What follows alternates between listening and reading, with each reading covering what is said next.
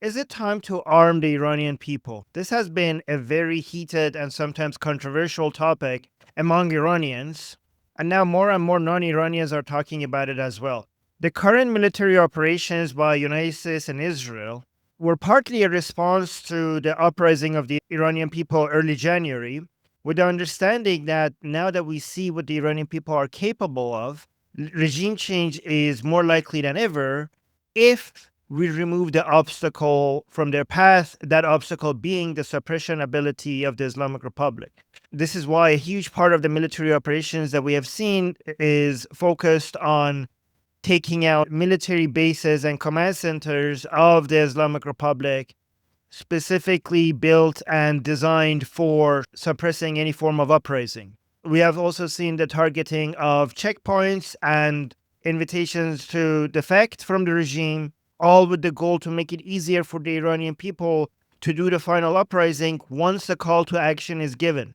Western media continues to repeat the insane analysis that the expectation was that the Iranian people would have done their uprising by now, and the fact that they haven't right now is a failure of these military operations. But I don't know why these people are not paying attention to the fact that not only Princess of Pahlavi is telling the Iranian people that right now is not the time for uprising, but we also saw CENTCOM Commander Admiral Cooper also telling the Iranian people that the time is not yet and they have to wait for the signal. And the reason why the call to action by Princess of Pahlavi and the signal from the Americans and Israeli has not yet been given to the Iranian people is because their assessment is that the suppressing ability of the Islamic Republic has not been reduced to a point where that is possible for the Iranian people. The issue is that now we're witnessing the Islamic Republic bringing in huge forces from outside of Iran, Hashd al-Shabi, otherwise known as the Popular Mobilization Forces from Iraq. These are Shia armed proxies of the Islamic Republic, and it's not limited to them. We also see other armed proxies of the Islamic Republic coming in from Pakistan. We saw videos of the Zainabiyun group in Qom and also Fatimiyun groups from Afghanistan in Mashhad. This is quite worrying because it might suggest that the Islamic Republic is capable, because of higher oil and gas prices, is able to spend that extra revenue on these proxy groups, make up for its reduced suppression ability because of its lost bases and the mass defections that it's facing. This is why I'm wondering if we should revisit the idea of arming the Iranian people. I'm putting this out there to see what you think, so let me know in the comments. I'm going to give you the pros and cons that usually people bring up when this topic comes up, and I want you to let me know what you think in the comment section. I also want to add a scenario that I thought of so that you could help me figure out how possible that solution is.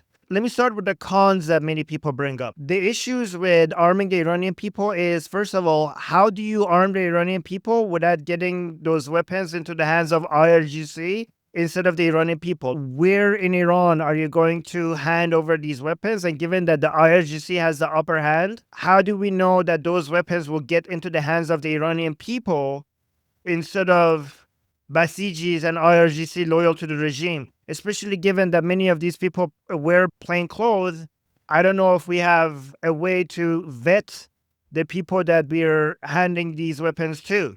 How do we make sure that we're arming the opposition and not the regime itself? So that's issue number one. Issue number two is that the vast majority of the Iranian people are not trained not just with weapons, but with military strategy. So we might be giving them weapons for them to just go and get slaughtered and basically cause even more mass casualties than before. We might giving them a sense of confidence now having weapons, but because they don't know how to use it, we're actually going to get more of them killed. So that's another issue. And the third issue that sometimes people bring up is that the main military advantage that Iranian people could have in an event of uprising is the Israeli drones that could be hovering around the area and protecting the Iranian people against regime forces. Regime forces are armed and the Iranian people are unarmed, and many regime forces who are armed wear plain clothes, and them being armed is the only way to identify them as regime forces. But in a situation where we have plainclothes regime forces with guns and the Iranian people who are uprising against the regime, them being armed as well, then it would become very difficult for Israeli drones to identify who's a regime force and who's not. And in that situation, the drones, which might even be more effective at supporting the Iranian people, would lose their advantage. Those are the issues people bring up, but for people who are in favor of arming the Iranian people, they point to the fact that no matter how many bases of the regime you take and no matter how many checkpoints you kill, the regime still has enough people willing to pick up a machine gun and shoot into the crowds of Iranian people. And now we also see with these proxies that it's not very difficult for the regime to continue suppressing, to continue killing unarmed civilians, even if they come out in millions. And the only thing that would change that balance is if the Iranian people are armed as well.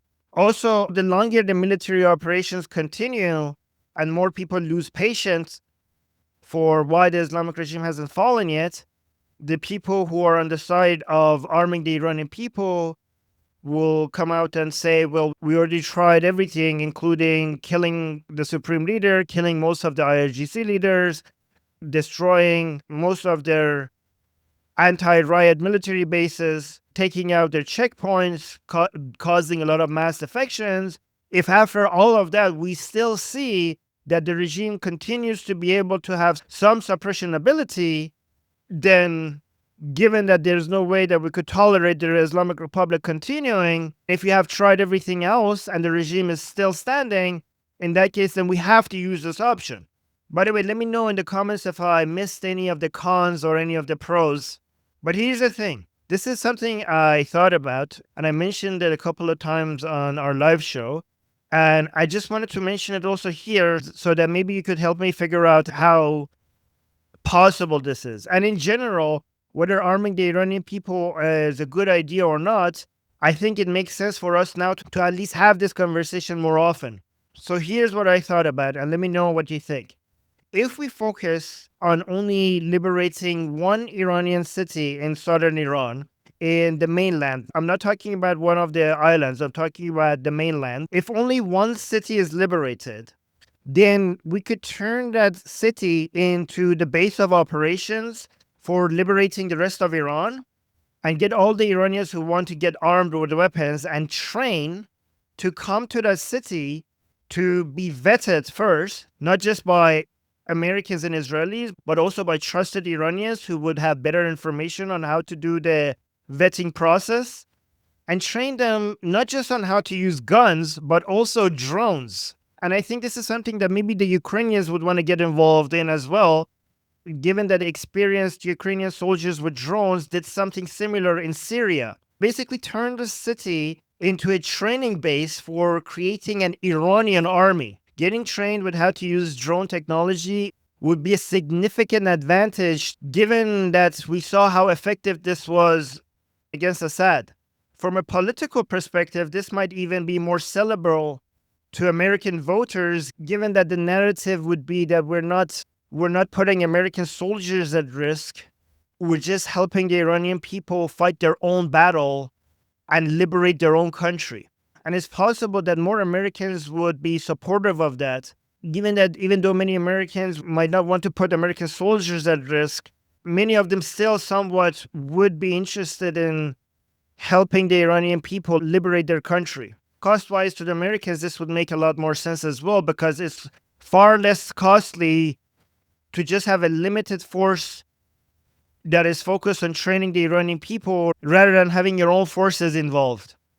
Also, this liberated city could be close to the Strait of Hormuz, and this way, as this Iranian army expands, they will take over the areas that the Islamic Republic needs to control in order to maintain its control over the Strait of Hormuz. That way, as this Iranian army expands, the Islamic Republic will lose control over the Strait of Hormuz. And it would be a win-win for the Iranians, for the Israelis, for the Americans, and the Ukrainians, given that the Iranian people and the Ukrainian people share the same enemies, which are the Islamic Republic and Putin. If you want to talk to me about this directly, join our discussion group. The link is in the description. I'm there almost every day. Also, let me know what you think in the comment section, especially if you want to tell me that this was a good video, because those motivate me a lot, and comments like that encourage me to make more videos. My name is Armin Navabi. Am Israel Chai, long live America, Javid Shah, Payande Iran.